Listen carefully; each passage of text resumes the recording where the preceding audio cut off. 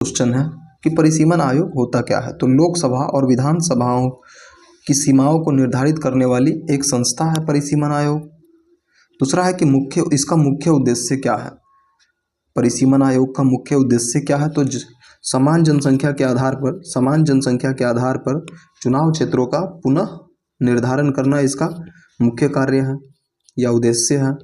इसे कौन स्थापित करता है। तीसरा क्वेश्चन है, इसे कौन स्थापित करता है। तो भारत सरकार इसको स्थापित करता है परिसीमन आयोग को। चौथा है, इसे कौन सा संवैधानिक प्रावधान है। तो इसके बारे में जो बताया गया है अनुच्छेद 82 और 170 में बताया गया है।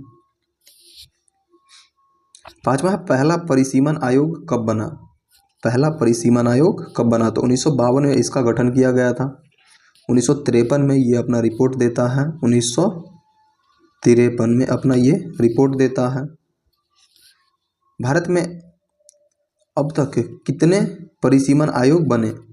भारत में अब तक कितने परिसीमन आयोग बने। तो भारत में अभी तक 4 परिसीमन आयोग का गठन हुआ है। पहला 52 में, दूसरा 63 में, तीसरा 1973 में और चौथा 2002 में। सातवां क्वेश्चन है, 1952 आयोग के अध्यक्ष कौन थे। तो जस्टिस फैजल अली जो थे 1952 में जो गठित परिसीमन आयोग के अध्यक्ष थे। 1963 आयोग का मुख्य कार्य। तो 1961 के जनगणना के आधार पर सीमांकन करना। 1963 में जो परिसीमन आयोग का गठन हुआ उसका कार्य था 1961 जनगणना के आधार पर सीमांकन करना। 1973 आयोग के अध्यक्ष। नौवां क्वेश्चन है, 1973 आयोग के अध्यक्ष कौन थे। तो जस्टिस JL कापरिया। JL कापरिया जो थे वो 1973 परिसीमन आयोग के अध्यक्ष थे। 10वां है, 2002 के आयोग के अध्यक्ष कौन थे। 2002 में जो परिसीमन आयोग के अध्यक्ष कौन थे। तो इसका अध्यक्ष थे जस्टिस कुलदीप सिंह। 11वां क्वेश्चन है, किन कारकों पर सीमांकन होता है। तो जनसंख्या, भौगोलिक क्षेत्र और प्रशासनिक सुविधा के आधार पर सीमांकन होता है। 12वां है, जनगणना के किस आंकड़ों का उपयोग होता है। तो जनगणना के सबसे नवीनतम मतलब सबसे नया हाल ही में जो जनगणना हुआ होगा उसी के आंकड़ों का उपयोग होता है। 13, 2002 के आयोग ने किस जनगणना पे काम किया। तो 2002 में जो आयोग गठन हुआ वो 2001 के जनगणना पे काम किया, क्योंकि हाल ही में 2001 की जनगणना पूर्ण हुआ था। 14, यह किसकी संख्या तय करता है। तो यह लोकसभा और विधानसभा की सीटों की संख्या तय करता है। यह परिसीमन आयोग लोकसभा और विधानसभा की सीटों की संख्या तय करता है। 15 है, यह किस प्रकार की सीटों का आरक्षण तय करता है। तो यह SC और ST के सीटों का आरक्षण तय करता है। परिसीमन आयोग SC और ST के सीटों का आरक्षण तय करता है। 16 है कि SC सीटों कैसे तय होती है। तो जनसंख्या के आधार पे जो है ना इसकी सीट तय होती है। 17 है, ST सीट कैसे तय होती है। तो क्षेत्रीय जनसंख्या के आधार पे अभी SC और ST की आरक्षण कैसे तय होता है। तो क्षेत्रीय जनसंख्या के आधार पर इसकी सीटों का आरक्षण तय होता है। 18 है कि सिफारिश लागू कौन करता है। परिसीमन आयोग का जो सिफारिश है उसको लागू कौन करता है। तो भारत के राष्ट्रपति इसको लागू करता है। 19वां है, क्या अदालत में चुनौती दी जा सकती है। परिसीमन आयोग का जो रिपोर्ट होता है उसके लिए क्या अदालत में चुनौती दी जा सकती है। तो नहीं, इसके आदेश अंतिम होते हैं। इसका उत्तर होगा कि नहीं, इसके आदेश अंतिम होते हैं। इसकी जो आदेश पर जो है अदालत में चुनौती नहीं दी जा सकती। 20वां है कि क्या यह स्वतंत्र संस्था है।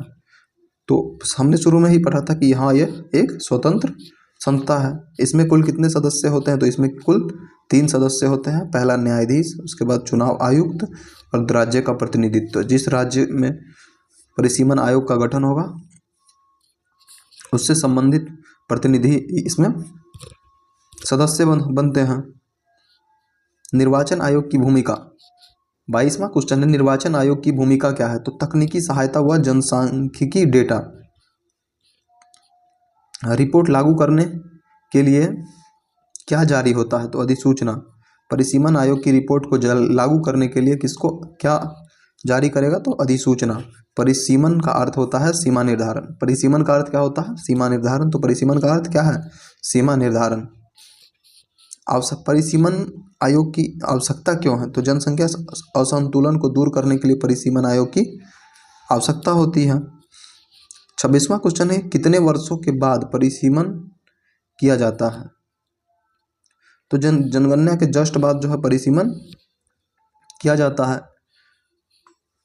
संसद इसके बारे में निर्णय लेती है। 27वां 84वां संशोधन किससे संबंधित हो, तो सीटों 2026 तक स्थिर रखने का निर्णय।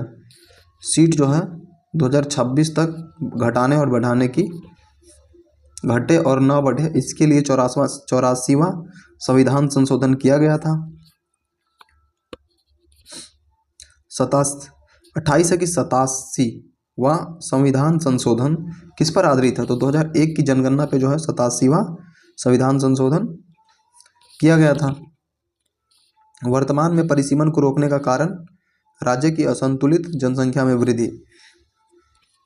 क्या था कि उत्तर भारत में जनसंख्या बढ़ता ही जा रहा था और दक्षिण भारत में कम हो रहा था, जिसके कारण जो है परिसीमन को रोकना पड़ा। 30 में है जम्मू कश्मीर में परिसीमन आयोग कब बना, तो इसका उत्तर जो है 2020 में, जम्मू कश्मीर में 2020 में परिसीमन बना। 31 है जम्मू कश्मीर आयोग की अध्यक्ष कौन थी, तो जस्टिस रूमा पाल, बाद में जस्टिस रंजना देसाई अंतिम अध्यक्ष यही थी। 2002 में परिसीमन में जम्मू एंड कश्मीर में कितनी सीट जुड़ी, तो 7 सीट। 7 सीट जो है जम्मू और कश्मीर में जुड़ी 2022 में। 2022 में परिसीमन में जम्मू एंड कश्मीर में 7 सीट जोड़ी गई। 33वां परिसीमन के बाद लोकसभा की सीटों पर प्रभाव, सीटों का पुनर्वितरण परिवर्तन संभव है। निर्वाचन आयोग और परिसीमन आयोग में अंतर, तो निर्वाचन आयोग क्या करता है, चुनाव कराता है। निर्वाचन आयोग चुनाव कराता है और परिसीमन आयोग इसकी सीमा तय करती है।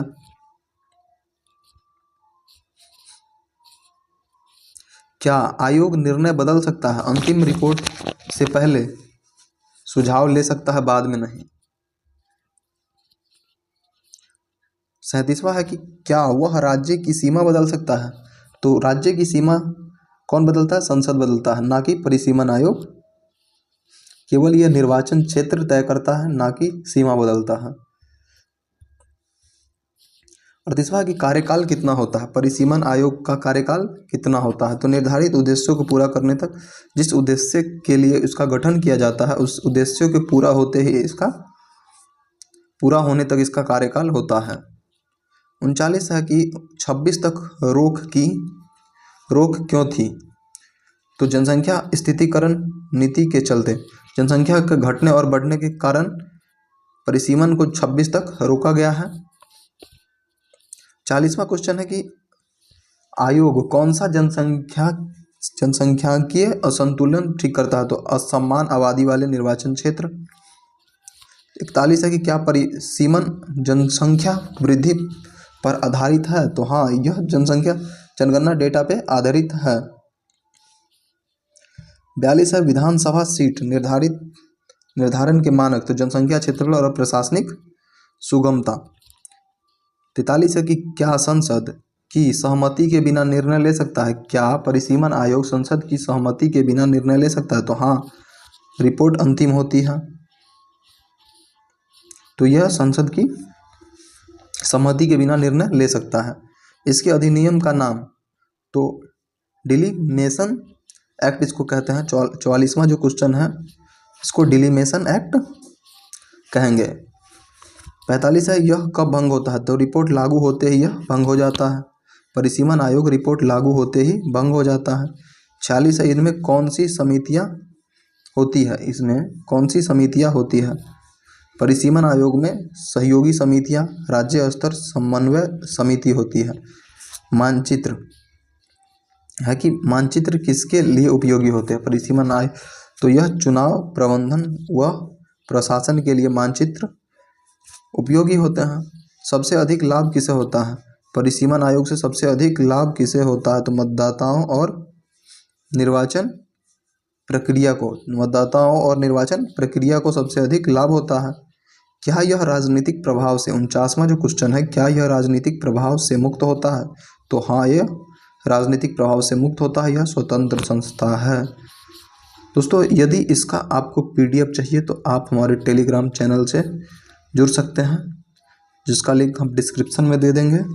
तब तक के लिए धन्यवाद। मिलते हैं अगली नेक्स्ट वीडियो में।